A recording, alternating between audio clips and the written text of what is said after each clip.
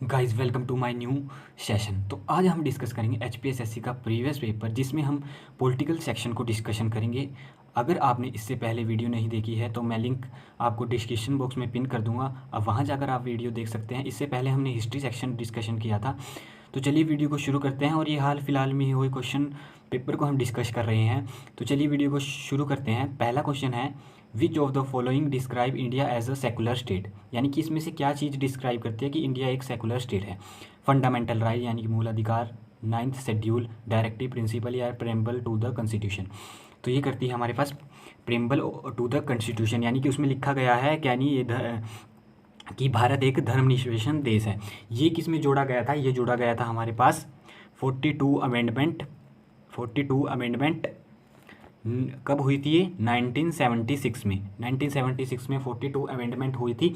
अब हम डिस्कशन कर लेते हैं और ऑप्शन जो दिए गए हैं इसमें सबसे पहला ऑप्शन दिया गया है कि फंडामेंटल राइट्स से रिलेटेड ऑप्शन दिया गया है। ये फंडामेंटल राइट मूल अधिकार किस में आते हैं? हमारे पास आते हैं पार्ट थर्ड में। ठीक है, पार्ट थर्ड में। और कहाँ से लिए गए हैं? हमने अमेरिका से लिए गए हैं। ठीक है, पार्ट थर्ड। ठीक है, अब आते हैं ninth schedule. Ninth schedule deal करता है, किससे डील करता है? नाइन्थ शेड्यूल डील करता है हमारे पास लैंड रिफॉर्म से। ठीक है, ये ऐड कब किया गया था? ये किया गया था, नाइन्थ शेड्यूल ऐड किया गया था 1951 में।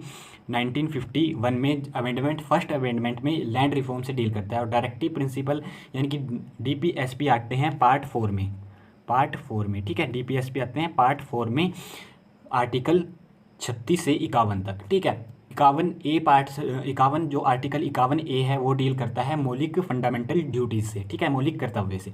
ठीक है, अब चलते हैं नेक्स्ट क्वेश्चन पे। नेक्स्ट क्वेश्चन क्या कहता है? नेक्स्ट क्वेश्चन कहता है कि 1/3 of the member of the Rajya Sabha retire after every, कितने ईयर के बाद रिटायर होते हैं 1/3 मेंबर ऑफ द राज्यसभा। ठीक है, राज्यसभा के कितने मेंबर रिटायर होते हैं? यानी कि 1 ईयर में, 2nd ईयर में, 3rd ईयर में, 5th ईयर में। ठीक है, ये होते हैं 2nd ईयर में, यानी कि दूसरे साल में 1/3 रिटायर हो जाते हैं टोटल राज्यसभा सीट्स के। टोटल राज्यसभा सीट कितनी है? 255 है। ठीक है, 255 और सॉरी 250 और करंटली अभी कितनी है राज्यसभा में? 245। ठीक है, 245। और इसके राज्यसभा के एक्स ईफो चेयरमैन कौन होते हैं, यानी कि अध्यक्ष कौन से होते हैं? हमारे पास उपराष्ट्रपति, यानी कि जो वेंकैया नायडू अभी हाल फिलहाल में उपराष्ट्रपति हैं। अभी उपराष्ट्रपति के चुनाव का रिजल्ट आना बाकी है, अभी करंट में फिलहाल वही है। अब चलते हैं नेक्स्ट क्वेश्चन पे। नेक्स्ट क्वेश्चन क्या कहता है? नेक्स्ट कहता है the legislative power are vested in, यानी कि विधायक शक्तियाँ निहित होती है प्रेसिडेंट में, पार्लियामेंट में, प्राइम मिनिस्टर में, गवर्नर में। ये किस में होती है? तीनों के, यानी कि पार्लियामेंट में। पार्लियामेंट के कितने पार्ट्स होते हैं? एक तो आता है इसमें लोकसभा, ठीक है, और एक आता है राज्यसभा प्लस राज्यसभा, ठीक है, और एक आता है हमारे पास प्रेसिडेंट। ठीक है, ये तीनों पार्ट से मिलकर पार्लियामेंट बनती है। ठीक है, अब चलते हैं इससे इतने ही क्वेश्चन बनेंगे। ठीक है, अब चलते हैं नेक्स्ट क्वेश्चन पे। नेक्स्ट क्वेश्चन क्या कहता है? नेक्स्ट क्वेश्चन कहता है कि the age of the retirement of the जज ऑफ द हाई कोर्ट, यानी कि उच्च न्यायालय के न्याय अधिकारी की सेवानिवृत्ति की आयु कितनी होती है? तो यानी कि हाई कोर्ट के जज की रिटायरमेंट आयु होती है 62 वर्ष, यानी कि 62 ईयर्स। ठीक है, 62 ईयर्स होती है। और ये कौन सा आर्टिकल बताता है? ये आर्टिकल बताता है हमारे पास 217 का पार्ट ए, यानी कि 217 का पार्ट ए बताता है कि जो हाई कोर्ट के जज हैं उनकी जो रिटायरमेंट एज होती है वो 62 ईयर होती है। और आप पूछ लेते हैं कि सुप्रीम कोर्ट के जज की कितनी आयु होती है? सुप्रीम कोर्ट के जज की होती है, ये होती है 65 वर्ष। सुप्रीम कोर्ट के जज की 65 वर्ष। ठीक है, एससी कोर्ट के जज की 65 वर्ष। और ये कौन से आर्टिकल में आती है? ये हमारे पास आर्टिकल नंबर 124 के पार्ट 2 में आती है। ठीक है, अब जो सुप्रीम कोर्ट का जज होता है, यानी कि सीजीआई होता है, उसकी 124 आर्टिकल 2 में आती है और 65 वर्ष उम्र होती है। और जो जज होता है हाई कोर्ट के, उसकी 62 वर्ष होती है, 217 आर्टिकल के पार्ट 1 में आती है। ठीक है, अब चलते हैं नेक्स्ट क्वेश्चन। नेक्स्ट क्वेश्चन है हमारे पास, in which year were the first general election held in India, यानी कि फर्स्ट जनरल इलेक्शन कब हेल्ड हुए थे? ये हुए थे 51-52 में, यानी कि ऑप्शन नंबर डी हमारे पास सही है। इससे इतना ही पूछा जाएगा। अब चलते हैं नेक्स्ट क्वेश्चन क्या कहता है? नेक्स्ट क्वेश्चन कहता है कि total number of schedules now in India constitution is, यानी कि भारत में कितनी अनुसूचियां हैं, शेड्यूल्स कितने हैं हमारे पास? हमारे पास टोटल शेड्यूल है यानी कि 12 शेड्यूल है। और जब हम कॉन्स्टिट्यूशन लागू हुआ था तब कितने थे, तब थे हमारे पास शुरुआत में 8। ठीक है, 9वीं अनुसूची कब जोड़ी थी हमने, जो लैंड रिफॉर्म से रिलेटेड है वो जोड़ी थी हमने फर्स्ट अमेंडमेंट 1951 में, 1951 में। ठीक है, तो जो इसमें 10 अनुसूची है ये किससे डील करती है, ये डील करती है हमारे पास ये डील करती है दल बदल कानून से, दल बदल कानून, यानी कि दल बदल कानून से डील करती है 10वीं अनुसूची। अब चलते हैं 8वीं अनुसूची किससे है, हमारे पास जितनी भी लैंग्वेज है ऑफिशियल लैंग्वेज से डील करती है 8वीं अनुसूची, यानी कि भाषाओं से डील करती है। अब चलते हैं नेक्स्ट क्वेश्चन। नेक्स्ट क्वेश्चन क्या कहता है, the state having the largest population of schedule caste is, यानी कि किस अनुसूचित जातियों की सर्वाधिक जनसंख्या वाला राज्य है। ठीक है, ये हमारे पास उत्तर प्रदेश, यानी कि यूपी हमारे पास सर्वाधिक शेड्यूल कास्ट का जो सर्वाधिक जनसंख्या है, और शेड्यूल ट्राइब सबसे ज़्यादा कहाँ है, मध्य प्रदेश में। एसटी की अगर बात करें, यानी कि शेड्यूल ट्राइब जो अनुसूचित जनजाति कहते हैं जिसे एसटी, उसकी है एमपी में, यानी कि मध्य प्रदेश में। फिर दूसरे नंबर पे आता है हमारे पास वेस्ट बंगाल, इसके बाद एससी की कैटेगरी में यूपी के बाद वेस्ट बंगाल आता है। ठीक है, अब चलते हैं नेक्स्ट चलते हैं हम। नेक्स्ट क्वेश्चन है, the president of USA is elected after, यानी कि अभी हाल फिलहाल में इलेक्शन होने वाले हैं, और इस ये पूछा भी जा सकता है कि अभी हाल फिलहाल में इंडिया में इलेक्शन हुए हैं प्रेसिडेंट के, तो अब पूछ सकता है कि यूएसए के प्रेसिडेंट कितने साल में इलेक्ट किए जाते हैं। जैसे हमारे पास 5 साल में इलेक्ट किए जाते हैं हमारे इंडिया में तो करते हैं 5 साल में। ठीक है, इंडिया में। ठीक है, अब इंडिया में, यूएसए करते हैं एवरी 4 ईयर में यूएसए करता है, यानी कि ऑप्शन नंबर बी हमारे पास सही आंसर हो जाएगा। ठीक है, इंडिया में याद रखना है, 5 साल में होते हैं, यही है। नेक्स्ट चलते हैं, इतना ही पूछा जाएगा इस क्वेश्चन से। Which is the regarding as guardian of the constitution of India, यानी कि हमारे पास गार्जियन कौन सा है, यानी कि हम किसको संरक्षण मानते हैं, किस चीज़ को संरक्षण मानते हैं हमारे कॉन्स्टिट्यूशन का, हम मानते हैं सुप्रीम कोर्ट ऑफ इंडिया को, सुप्रीम कोर्ट ऑफ इंडिया को मानते हैं, सुप्रीम कोर्ट ऑफ इंडिया, यानी कि ऑप्शन नंबर डी हमारे पास सही हो जाएगा। सुप्रीम कोर्ट को मानते हैं हम अपने जो कॉन्स्टिट्यूशन का संरक्षक, क्योंकि जब भी हमारे पास मौलिक अधिकार से, हमारे पास किसी भी चीज़ से हनन होता है तो हम कहाँ जा सकते हैं, सीधा सुप्रीम कोर्ट जा सकते हैं। इसीलिए इस भारत संविधान का संरक्षण माना गया है सुप्रीम कोर्ट को। नेक्स्ट चलते हैं, नेक्स्ट क्वेश्चन कहता है हमारे पास, वो is elected by a single transfer vote method in India. अब हम इसमें डिस्कशन करेंगे, थोड़ा डिस्कशन करेंगे हम प्रेसिडेंट के इलेक्शन के बारे में। ठीक है, अब ये करते हैं सिंगल ट्रांसफर वोट, यानी कि ऑप्शन नंबर सी हमारे पास सही है। हम इसमें प्रेसिडेंट को इलेक्ट करते हैं सिंगल ट्रांसफर वोट सिस्टम। ये क्या होता है कि हम खुद चुनते हैं, यानी कि विधानसभा लेजिस्लेटिव असेंबली के मेंबर्स को चुनते हैं। ठीक है, और हम चुनते हैं भारतीय और लोकसभा में जो मेंबर बैठते हैं, राज्यसभा में जो मेंबर बैठते हैं उनको चुनते हैं। अब ये क्वेश्चन आया हुआ था अभी एचपी पुलिस के एग्ज़ाम में कि भारत के जो भी जितने यानी कि प्रेसिडेंट के इलेक्शन में कौन कौन से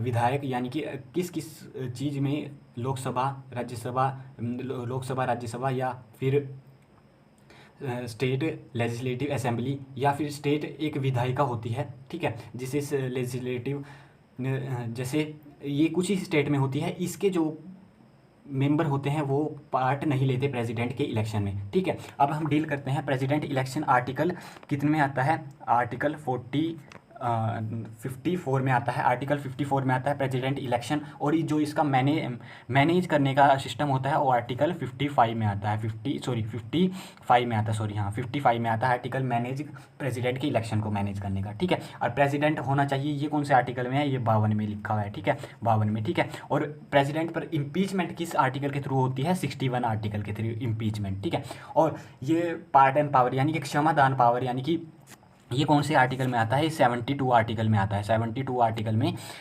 पार्डन पावर आती है प्रेसिडेंट की। ठीक है, अब चलते हैं नेक्स्ट क्वेश्चन। नेक्स्ट क्वेश्चन क्या कहता है, which is presided by a non member, यानी कि किस अध्यक्षता गैर सदस्य द्वारा की जाती है। राज्यसभा की अध्यक्षता की जाती है, लोकसभा की अध्यक्षता, विधानसभा की, या इनमें से कोई नहीं, तो ये कर दी जाती है राज्यसभा की, यानी कि कोई वो किसी भी सदन का मेंबर नहीं होता जो हमारे पास अध्यक्षता करता है, कौन, सेकंड जो वाइस प्रेसिडेंट होता है वो कौन करता है, वाइस प्रेसिडेंट करता है राज्यसभा की, वाइस प्रेसिडेंट। ठीक है, जिसके अभी हाल रिजल्ट आना बाकी है। ठीक है, और ये करते हैं वाइस प्रेसिडेंट। और ये किसी भी अगर आपसे पूछा जाए कि कौन किसी भी चीज़ का मेंबर नहीं होता, किसी भी लोकसभा या राज्यसभा से या विधान विधान पार्लियामेंट में से किसी भी चीज़ का मेंबर नहीं होता। तो आपने रखना याद है कि जो वाइस प्रेसिडेंट है वो किसी भी पार्लियामेंट में किसी भी चीज़ का मेंबर नहीं होता, ठीक है। अब चलते हैं हम नेक्स्ट क्वेश्चन पे। नेक्स्ट क्वेश्चन कहता है कि who was the first chief election commissioner of India, यानी कि भारत के प्रथम मुख्य निर्वाचन आयुक्त कौन है, ठीक है। निर्वाचन आयुक्त थे हमारे पास सबसे पहले सुकुमार सेन, ठीक है। फर्स्ट हमारे पास सुकुमार सेन थे। अब जो करंट में है, करंट में अभी हाल फिलहाल में मार्च में चेंज हुए थे, मार्च नहीं सॉरी अप्रैल में चेंज हुए थे, वो कौन है, राजीव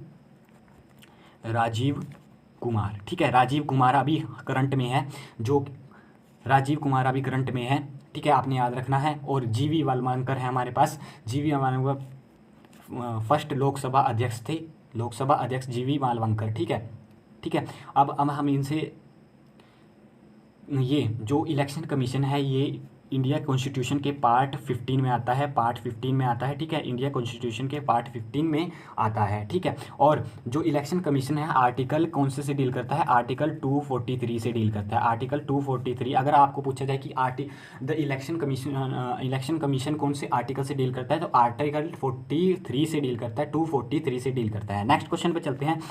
नेक्स्ट क्वेश्चन है हमारे पास, which language the term democracy derived from, यानी कि जो डेमोक्रेसी शब्द है ये किस भाषा से लिया गया है, किस भाषा से लिया गया है, ये लिया गया है हमारे पास ग्रीक भाषा से। ये वर्ड है ग्रीक भाषा से, डेमोज वर्ड से लिया गया है, ठीक है। डेमोज वर्ड से लिया गया है, ग्रीक लैंग्वेज वर्ड है, यानी कि ऑप्शन नंबर ए। अब चलते हैं नेक्स्ट क्वेश्चन। नेक्स्ट क्वेश्चन कहता है हमारे पास, Who has termed constitution as scared document? Scared document का मतलब किस संविधान को पवित्र दस्तावेज कहा था, किसने कहा था ये कहा था हमारे पास B.R. अम्बेडकर ने, यानी कि B.R. अम्बेडकर ने हमारे पास संविधान को एक स्केयर डॉक्यूमेंट कहा था। इससे इतना ही क्वेश्चन पूछा जाएगा। नेक्स्ट क्वेश्चन पे चलते हैं।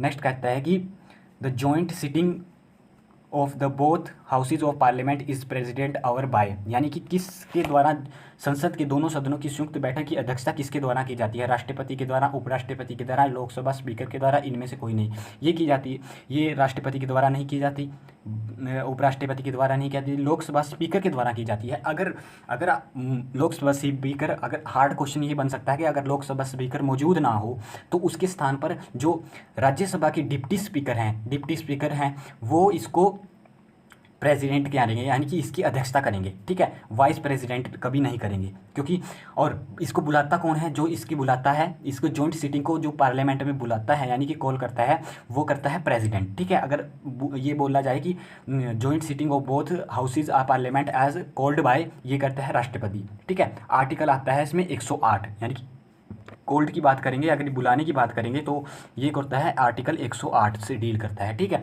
बट मनी बिल कौन से करता है, मनी बिल करता है 110 में से। और मनी बिल को हमें ज़रूरत नहीं होती कि हम राज्यसभा में, अगर उसमें 14 दिन के अंदर कोई परिणाम नहीं आता तो हम सोचते हैं कि लोकसभा वाले सोचते हैं कि उसको पास किया जाएगा, वो वैलिड है, ठीक है। अगर 14 दिन से राज्यसभा से कुछ, और राज्यसभा का कोई रोल नहीं होता मनी बिल में, यानी कि आर्टिकल 110 में कोई रोल नहीं है, ठीक है।